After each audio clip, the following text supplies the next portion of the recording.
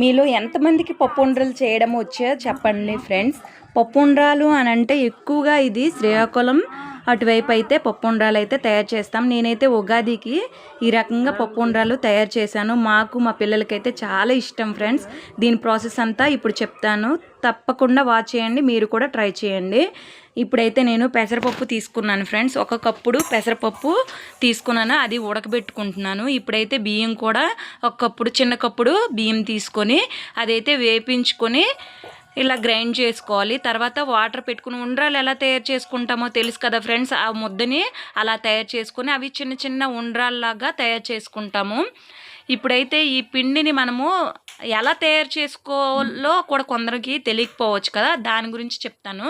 కొంచెం వాటర్ వేడవుతూ ఉన్నప్పుడు ఈ పిండిని వేసేస్తే ఇలా దగ్గర అయిపోతుంది. ఇప్పుడైతే ఉండలని తయారు చేసేస్తాం కదా.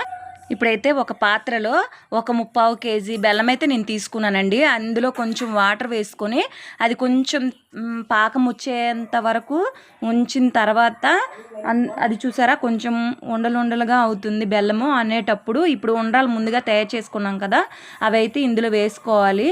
ఉండ్రాలు ఎప్పుడూ కూడా అలా పచ్చి పచ్చిగా ఉండకూడదు, అది కొంచెం ఉడికితేనే టేస్ట్ సూపర్గా ఉంటుంది. ఉండ్రాలు అనేవి కొంచెం దగ్గరగా అవ్వాలి. ఇప్పుడైతే కొంచెం ఇలాచీ వేసుకుంటే టేస్ట్ సూపర్గా ఉంటుంది. దీనిలో కొబ్బరి ముక్కలు కూడా వేసుకుంటాం ఫ్రెండ్స్, చాలా బాగుంటాయి.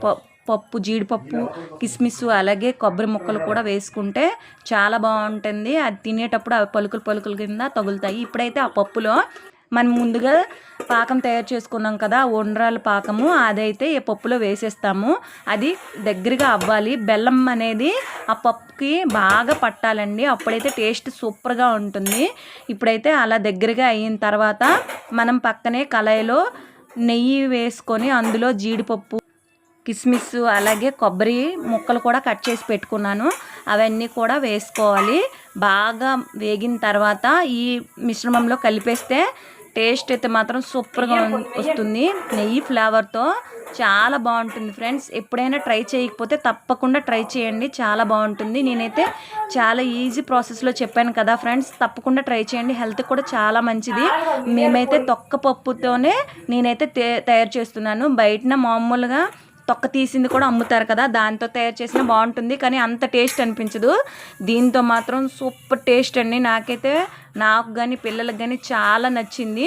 ఇప్పుడైతే ఇవన్నీ వేసుకున్నాం కదా, కొంచెంసేపు ఉంచి స్టవ్ మీద ఉంచి కలబెట్టుకొని దింపుకుంటే మాత్రం టేస్ట్ సూపర్గా వచ్చింది. నేను కొంచెం గట్టిగానే చేసుకున్నాను, కొంతమంది పలచగా చేసుకుంటారు. ఇది అలా కలుపుతూ ఉండాలండి అడుగు నుంచి, లేకపోతే అడుగంటిస్తుంది.